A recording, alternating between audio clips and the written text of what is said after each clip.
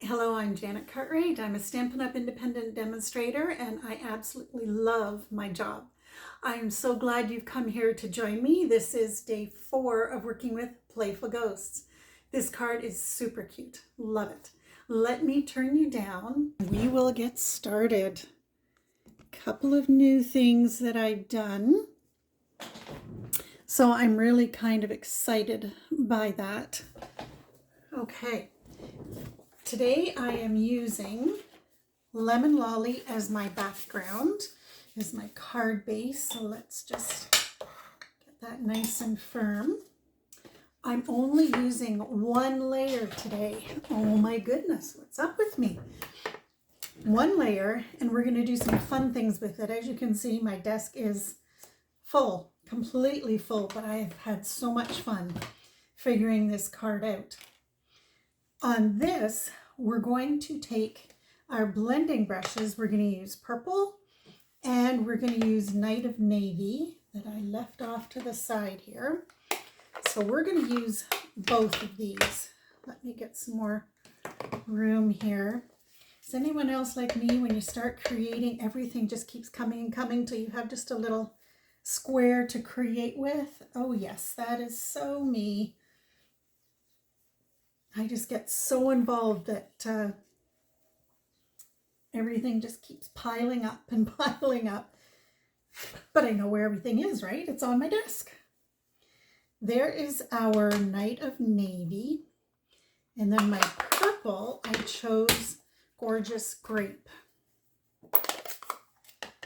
And of course, a different brush. I don't wash these brushes off. If I wanted to, I could just keep going over this paper. But the bristles, I'm afraid, because they're so soft, oh goodness, are they soft? I'm afraid they might come unglued. I highly doubt it because Stampin' Up! Has quality things, but if I only use it for blues, it doesn't matter. Same with this one, just purples, but when I first got them, when you go like this, oh goodness, are they ever so soft. I'm like, do I really have to use them for inks? Can I use them on my face or my arms? So soft. So now we're going to come in here and we're going to get some of this Gorgeous Grape on here, kind of mingled in with the blue. So my thought here is that hopefully it will kind of mimic a stormy night. You know how you get the dark blue clouds, you get the light blue clouds, you get white, you get a variety of colors. So that's kind of my hope here, right? And the other thing with blending brushes, because I still have ink right here, instead of going into the pad, I can just take off the ink from my mat. Okay, there we go. So all my white is covered. Let me close this up, and I do have my cleaning sponge. Now, if your sponge dries out and you haven't gotten it wet again, wet wipes will work on the glass mat, just as an FYI. But it is time that I re-moisten mine. There we have our base. I've got basic black here, and I have 3 sizes of punches. So this one is 2 3/8. I need a 2 3/8 circle. And I'm going to put that one away. And I need a white one. I'm going to use the smallest one, which is 1 3/4. I'm going to do something fun with that one. Put that one away, or at least at a different spot of mess. So fun. I did something really fun. So this gold, let me grab, I won't use as big of a piece. I will use a smaller one so I can still punch out if I want. Here it is. Stampin' Up! Has these, what are they called? Enamel Effects, Metallic Enamel Effects, 161610, and these are awesome. This one is silver and then copper, and I think I have the other ones. Yep. I love these things, absolutely love them. Then we have real red, black, and white. And they're very versatile. You can make bling with them, which I showed you in one of my videos. Now what happened? There's my, now you definitely need a paintbrush for this. I'm going to put that up there. Let me move these off to the side. I just squeezed a little bit of this out. See, if I left that, it would turn into bling, and then I could just scrape it off and put it on my card, or just do it right on the card, but give it time to dry. So I don't want to use too much because I've got a smaller piece of paper. So this one is the gold, and then I just came in with my brush and just back and forth. So, you know, that is not enough of a shimmer for me, at least for what I wanted. So I'm going to do a little bit more. And these, like, look how much there is in there. It is 1 ounce. So there's a lot in there. And then I just brushed back and forth. And of course it comes to the base there. So just squish your paintbrush a little bit. And then wait for it to dry. And how long did it take to dry? Oh, that's a good question. Let me just grab my wet wipe. And you can wipe your brush off with a wet wipe, but I would highly recommend as soon as you can to get water on it, because I mean, not everything comes out right. And it will become, your brush will become a tiny bit stiff. So that's what I did there. And I'm going to wait for it to dry. I don't know, 5-10 minutes, because it's a thin coat. Then I took Versamark and I took our very fun ghosty here. And then I used my, it's here somewhere with everything else. Here it is. No, that's not it. Anyways, my black embossing powder. And Stampin' Up's embossing powders, for sure, white, black, and clear. So that's the group that I got this one from. And it's so weird that it's not in front of me. I probably just can't see it. But anyways, that's what I did. And then I'm going to come along with, which one is this? My 2-inch circle. So I've already embossed all of this because I knew it would A, be noisy, and B, take a bit of time. Now, why does that look like it's... Okay, I didn't get all my speckles off, but I thought, you know what? He's a ghost. It's all good. So you can decide which... I'd like to get in as much of that broom as possible. There we go. Now, depending what else I wanted to do, I could save this and I could stamp other images on here if they're small, and keep using it up. We have our black, our gold-ish, and our white. Now, on the bottom here, with my memento, I'm going to make a pumpkin patch, because Halloween is all about pumpkins, at least for me. How many pumpkin patches do you see as you drive to work? You drive to your neighbors or errands. Pumpkin patches are so fun, and kids just love going through them and choosing their own pumpkins. There we go. I could put some on top of each other, but I don't want them to overlap. I'll show you the card that I did, and it overlaps, and I'm like, well, that's cool, but not quite the look I'm wanting. Let's pull out, you know what? Let's just use my wet wipe. There we go. Put this back. With the white circle that we did, our smallest circle, I am going to, I took my other sponge to the sink and did not get myself another one. Now I have another one. In the Night of Navy, we're going to make this a dotted circle. I don't know how else to call it, because the sponge, right, has the different patterns. So we're just going to go like this. And then in black, our memento, we're going to put in, boom.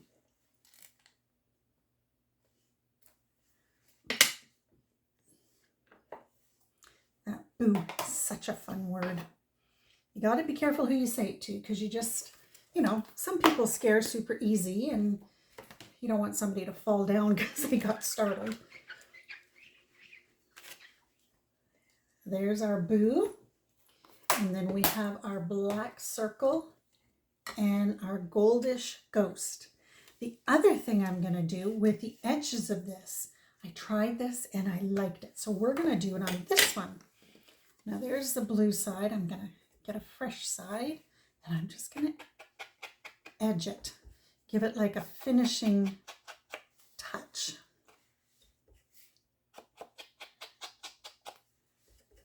And then our pumpkins, we are going to color. And typical oranges are pumpkins. Pumpkins are oranges. I have seen some beautiful white ones. Oh, goodness. So let's just color these up. With Thanksgiving coming up in a couple of weeks, does anyone put any pumpkin displays out for Thanksgiving? When my kids were little, we would gather with 2 groups of their cousins and we would all carve pumpkins.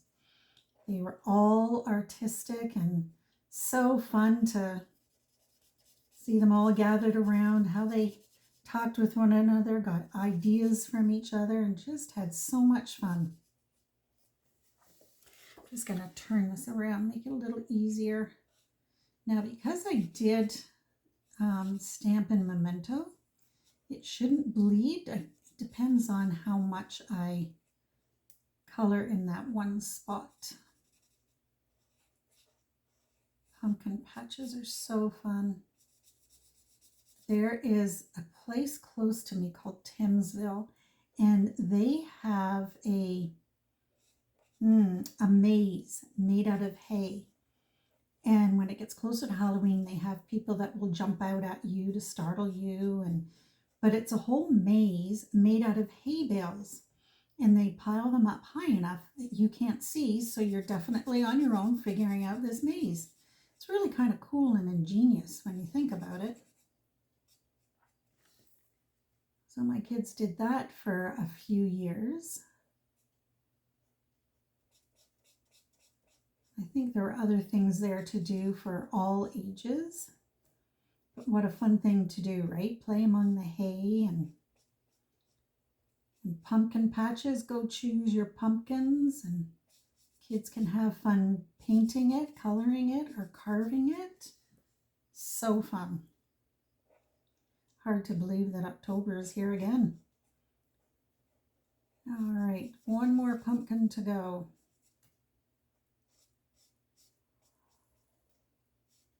There we go. Now I have my smoky slate here. At least I did. There it is. And I'm going to use this end.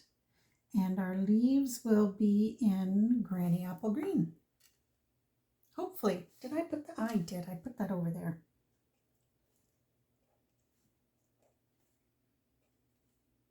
Drawing the stems is very easy. Just one line. Let me grab my Granny Apple Green.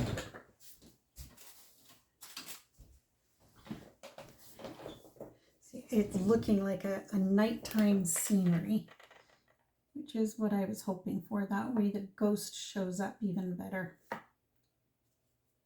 little bit of green to give some extra color. There we go. I'm going to put these on here. I'm going to put the black one flat.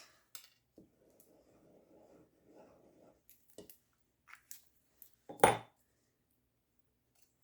going to put them a little closer to the top. Of course, our ghost, our amazing ghost, that's not poppets. Pop it up with this. I think I'm going to use an extra couple on here because he was wet at one point, so this piece of paper is curling just a little bit. And I think this gold really does set him off. I want him to go like this. And then Boo. Yeah, I'm gonna pop him up. And I need it on the right side. I need it on this side. And then a little bit on this side I'm going to glue. That'll be even with the ghost. Right above our pumpkin patch. There we go. Isn't that cool? Now for fun, I thought, well, how about we do something to the broom? See, there's a little bit of a, well, where you gather all the straw for the broom. So what I did is I took 2 pieces and I tied mine separately, but let's see what happens. I'm just going to make a regular, I don't know what you call it, beginnings of a bow, kind of in the middle of the strings. Okay, yes, that's a bigger knot. I'm going to put a glue dot on there. And I'm probably going to have to roll it up a little bit or squish it together. And right where that knot is on the broom, we're going to get some string hanging down, some spiderwebby things. And then for embellishments, because everything needs embellishments. Is this the one? Let me just, yeah, because it's the darker ones that I wanted. So these are Faceted Gems Trio Pack. And I'm going to use the dark ones at the top. Okay. These ones right up here I thought would be cool to use today. So let's put one on the black. Let's put it down by our ghost. Let's put another one by Boo. How about one here in our pumpkin patch? Very nice. And then we can put, okay, so the question is, should I pop it up or lay it flat? I think I'm going to lay it flat. I love how that yellow is coming up. Gives it a good background color.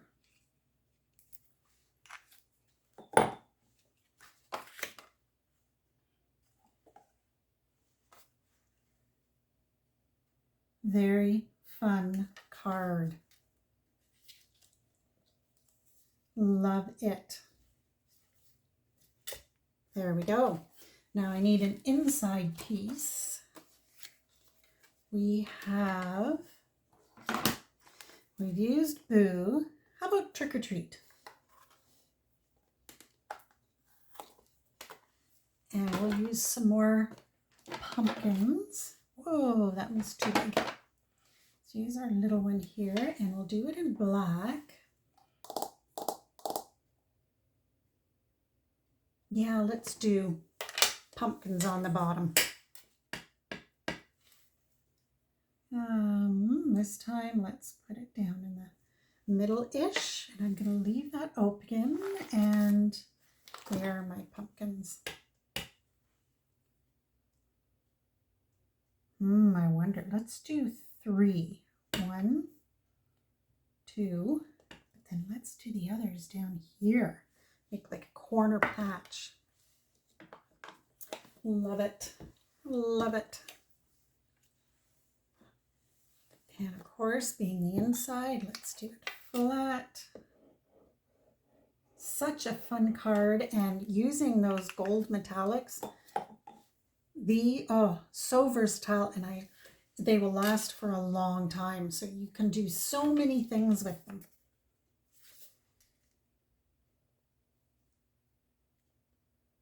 There we go. And there's our card. So fun. Thank you for joining me. Let me turn you down. Thank you so much for joining me today for card number 4, a nice yellow kind of spooky evening. Awesome. I hope you join me tomorrow for Fun Fold Friday and see what we create. Hopefully it'll be spooky, right? Take care and we'll see you then. Bye for now.